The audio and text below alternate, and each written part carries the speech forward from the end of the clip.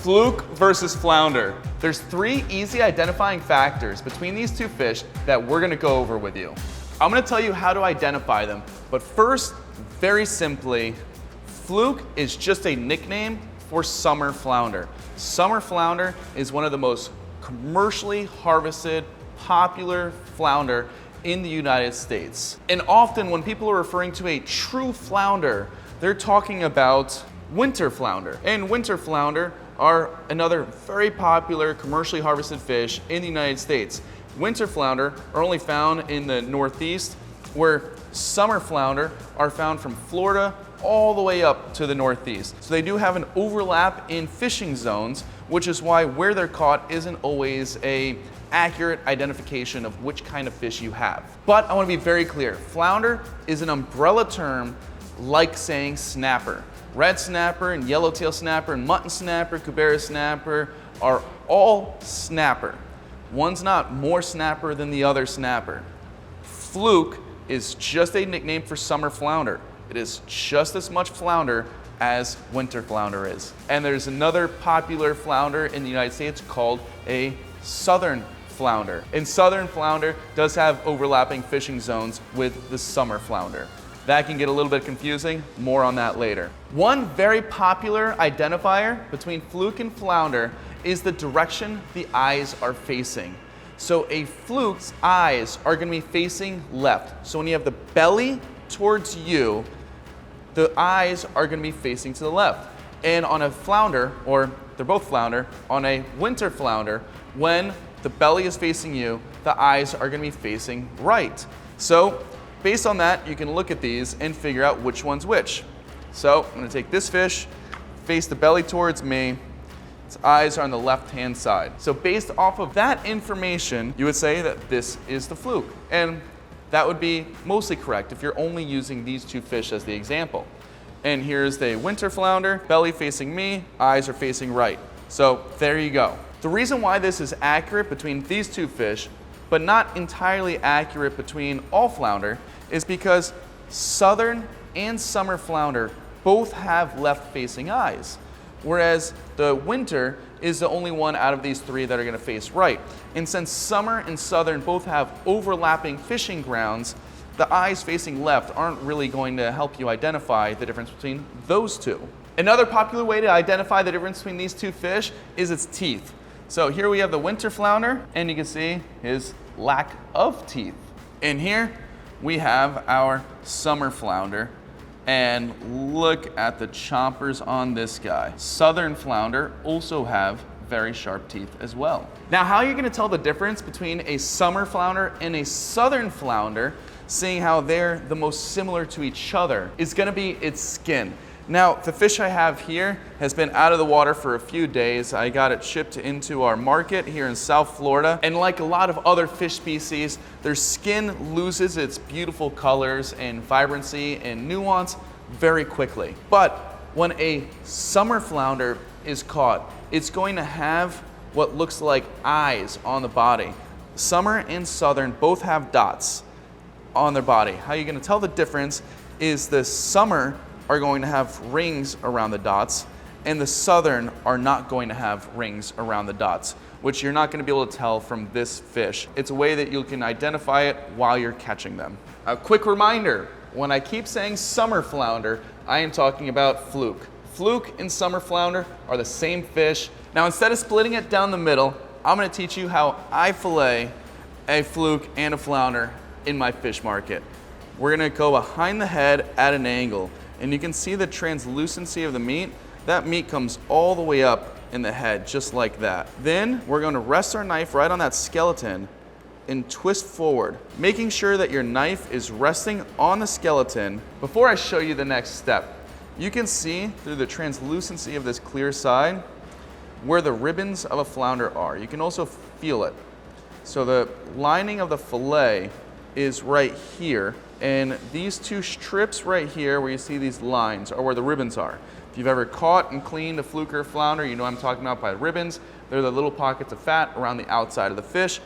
Really good for bait. So you don't want to be just on the outside because you're not actually on the skeleton that the fillet is on until you get past those ribbons. So you want to be past that part.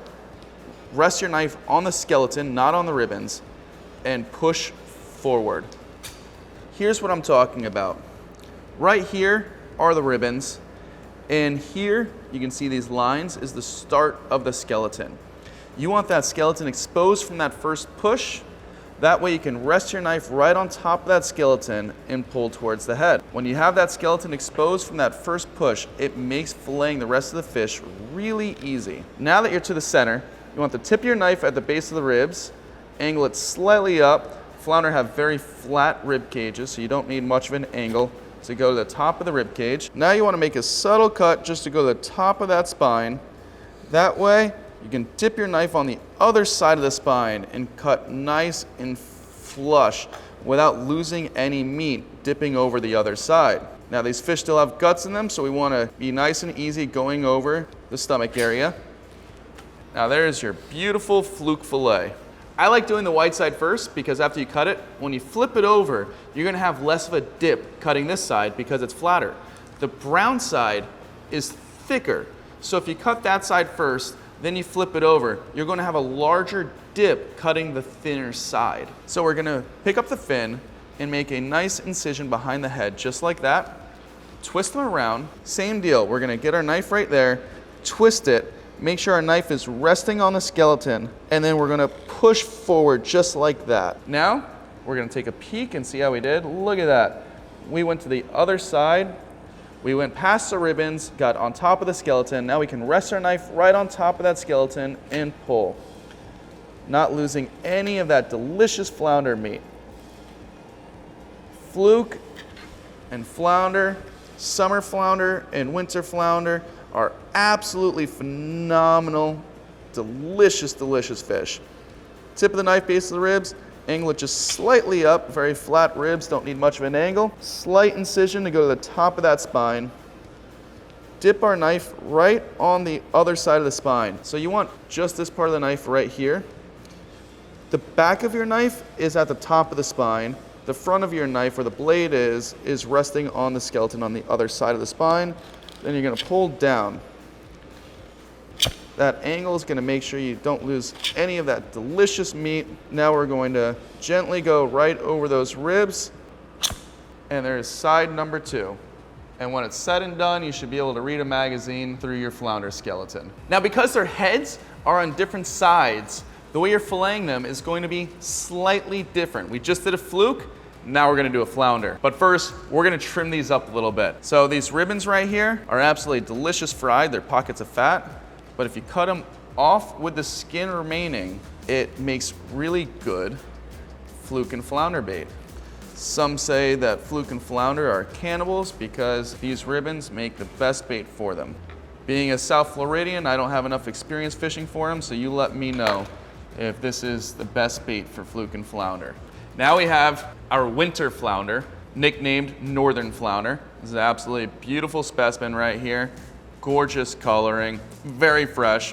So just like our fluke, we're gonna fillet the white side first, but on the fluke, when we did the white side first, we did the pushing motion this way. Then when we did the brown side, we went like this. When we fillet the flounder, or winter flounder, it's going to be the opposite. Make a little incision behind the head on the white side, twist it around.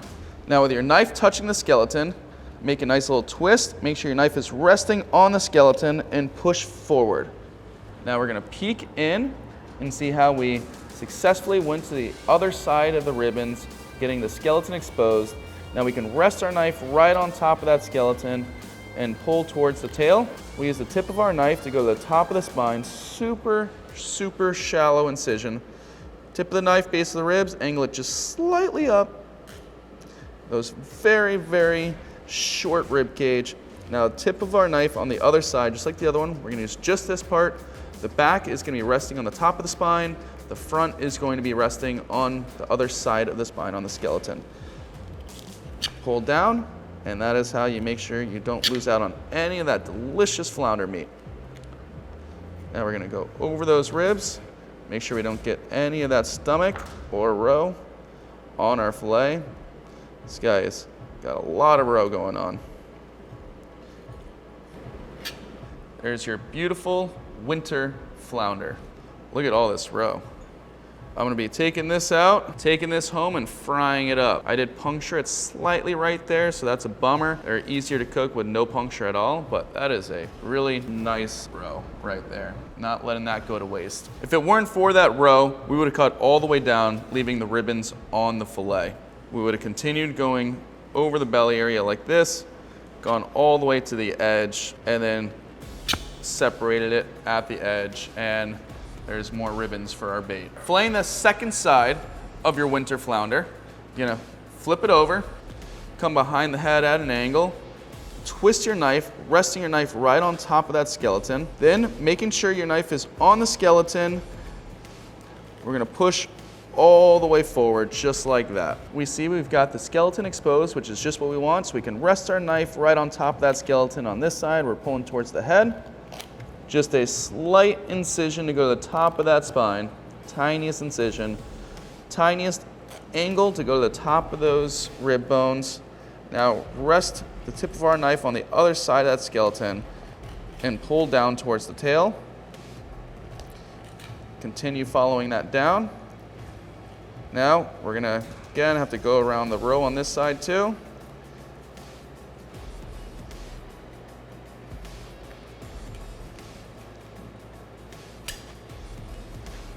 And there's the second side of our beautiful winter flounder. When you see this yellowing from the stomach, you want to shave that off. You don't want to be eating any of that yellowing. The rest of the fish is totally fine, nothing is ruined, but you don't want to eat that yellowing. Now, we're going to harvest this roe, fry it in bacon fat, and it is going to be absolutely delicious. And just like our fluke, you should be able to read a magazine through that winter flounder skeleton. Fluke and flounder are both light, mild, flaky fish. They have very subtle differences between each other, similar to how a yellowtail snapper and a vermilion snapper are gonna have very subtle differences between each other. It is an absolutely incredible fish for pan sauteing, just simmering butter with nothing but salt and pepper, and let the delicious mild flavor of the fish shine through. Because of its flexibility, this fish is also very popular for rolling. What I mean by that is people will put some nice filling over the fish and then roll it like this because of its flexibility. If you did this to a snapper, your snapper would fall apart, not flounder. So you roll it like that and then you roast it in the oven with all of that stuffing in there, and that is another very popular way to cook your fluke or flounder. A fluke is a flounder, but a flounder isn't necessarily a fluke. After watching this video, hopefully you can tell the difference. Thanks for watching. Have a killer day.